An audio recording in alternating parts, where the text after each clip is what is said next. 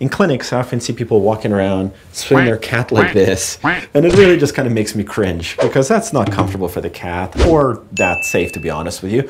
Hi, my name is Dr. Yuri Burston. I'm a veterinarian in Vancouver, BC, and I'd like to welcome you to my series of practical skills for pet owners. We're here today with Claudia. She's a little one-year-old girl cat, and we're gonna have Mr. Pirate joining us a little bit later just to talk a little bit about proper cat handling. So it's gonna be a fun little video. I'm just gonna talk about how to approach and handle a cat. You know, when I'm in clinics, I often see people walking around, swinging their cat like this, and it really just kind of makes me cringe because that's not comfortable for the cat or that safe, to be honest with you. You know, when you're approaching a cat, it's nice to introduce yourself. You know, let them sniff your hand. Notice I keep my fingers curled a little bit. So if the cat doesn't really want my company, she can't really chomp me when my fingers are curled. So introduce yourself. Give them a little bit of a scratch just on the side of the face like that, or a little tickle under the chin.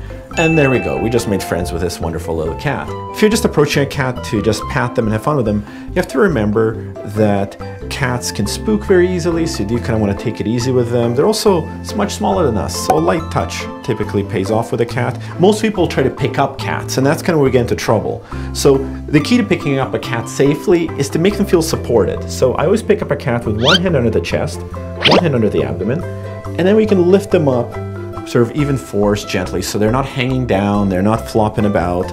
That way they'll be comfortable, and also that way you'll be safe, because what happens when you have a cat swinging free in the air is they'll often start to scramble for purchase. Especially with their hind legs, they can do quite a bit of damage. And then if I need to carry a cat around, I usually just hold them close to my body, and again, I'm just squishing them into myself.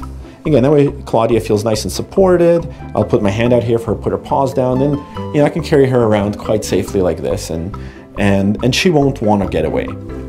Now, if we do have a cat who's trying to get away from us, we always squish that cat.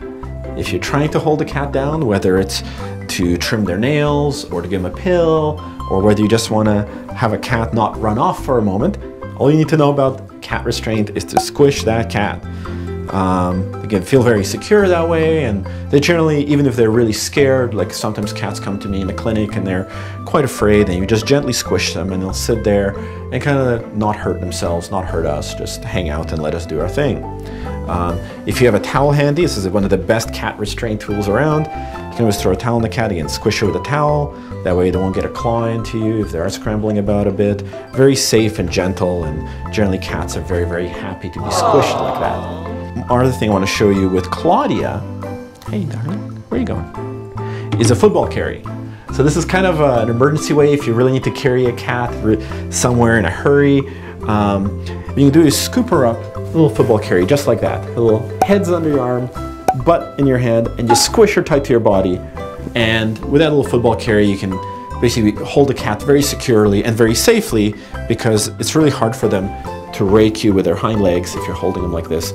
You don't have to worry about hurting a cat. They're very, very tough little beasts. Now I'm just gonna say goodbye to little Claudia and bring Mr. Pirate in. So we're here with Mr. Pirate to demonstrate a behavior that I call shoulder cats. So Pirate is a shoulder cat. He loves being on shoulders. Some cats, this is their favorite position to be in, but some people get put off by shoulder cats. So let me show you why. Come here. All right, Mr. Pirate. Look at that face. So see how he tried to get up on my shoulder there for a second? So when we're hanging out with Pirate, his main goal is to get up on my shoulder. And that can be a little scary to people, because if people are standoffish or if you understand what's going on, he could potentially scratch you, because cats will naturally put their claws out to climb. So look at him, he's looking at my shoulder. All I have to do is lean down and he's gonna scramble his way out. And a lot of cats are shoulder cats, and this is great.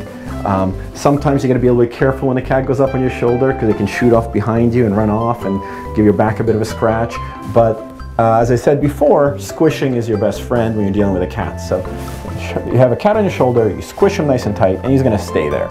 This is a really great way to carry a cat around. Now, not all cats go for this. Some cats simply don't like being on your shoulder, and that's okay. And when you try to put him down, often he won't want to. So you have two choices. One is just to lean back and they'll kind of leap off your back, not the safest thing. Two is to support your little cat and just lean forward, lean forward, lean forward, and eventually they'll right themselves and hang out. So That's how you deal with a shoulder cap. Well, I hope you enjoyed this video. Please give us a like and just remember to have fun with your cat.